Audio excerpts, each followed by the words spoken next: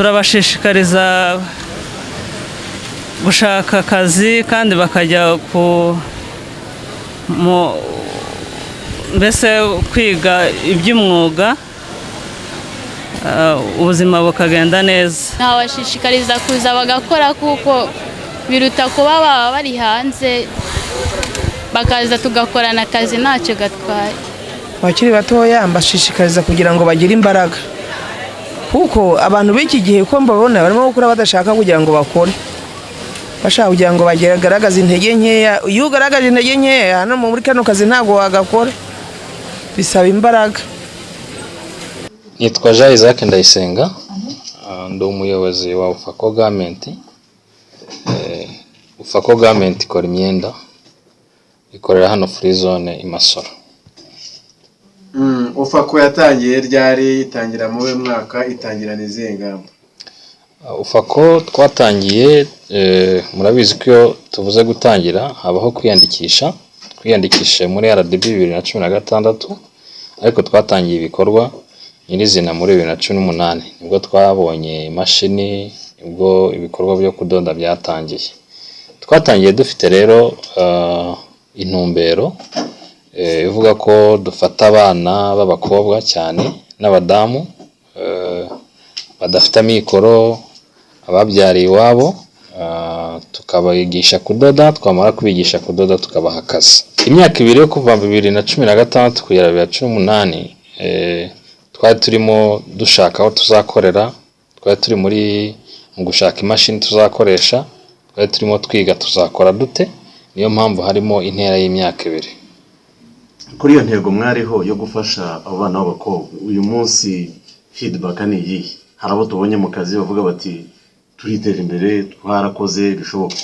Ni feedback ni iyi ku buryo umuntu avuga muti n'ahandi bakiri n'abandi bakwiye kubafata bakabagira icyo batoza, kubera ko tubona ko bagize icyo bageraho.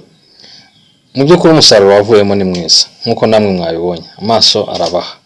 Uyu munsi abo twatangiranye turacyafitemo umubare twatangiranye, ariko niyo dukurikiranye abo twatangiranye bagiye hanze, ubu munsi n'abayobozi mu nganda zitandukanye. Mu by'ukuri byatanze umusaruro ku isoko ry'u Rwanda. Gira icyo tubwira ku ihame ry'uburinganire n'ubwuzuzanye twabonye, ni basaza babonye bashiki babo barakorana, kubera iki ibigo byinshi bikwiye kugira iyi gahunda ihame ry'uburinganire n'ubwuzuzanye kandi bikubahirizwa mu bigo? Iri hame icyo ndivugaho ritanga icyambere umusaruro, ariko uretse umusaruro ritanga imyumvire hagati y'umukobwa n'umugabo, ko icyo umugore ashobora gukora n'umugabo yashobora kugikora, icyo umugabo ashobora gukora n'umugore yashobora kugikora. Ikindi habaho kungikanya, nuvuga ngo ubufatanye, aho umugore adashoboye umugabo akamwunganira, naho umugabo yagize intsikamira umugore akaza amwunganira. Bifite icyo bivuze twebwe mu musaruro wacu. Cyambere nagusubiza nuko nawe urabibona, twatangiye Sainte Famille dukodesha, uyu munsi turakorera mu nyubako yacu. Iyo si iterambere se? Icya kabiri twaragutse, aho twakoreshaga abantu batarenze 100, uyu munsi mwabonye ko dufite abantu bagera kuri 400. Mu by'ukuri urumva ko hari urugendo rwabaye. Ikindi navuga, ibyo twashyize ku isoko biratandukanye. Umusaruro twari dufite icyo gihe muri 2018 uyu munsi wikubye nk'inshuro 10 muri 2025. Harimo rero urugendo runini cyane, harimo n'impinduka. Uretse kuba twebwe ubwacu dufite cyangwa se tubona iyo mpinduka hano ku isoko ry'u Rwanda, ariko n'ibyo dukora byageze ku baturage. Twagiye tujya mu masoko atandukanye mu turere dutandukanye, tukabereka ko ibintu tubikora bakabyishimira.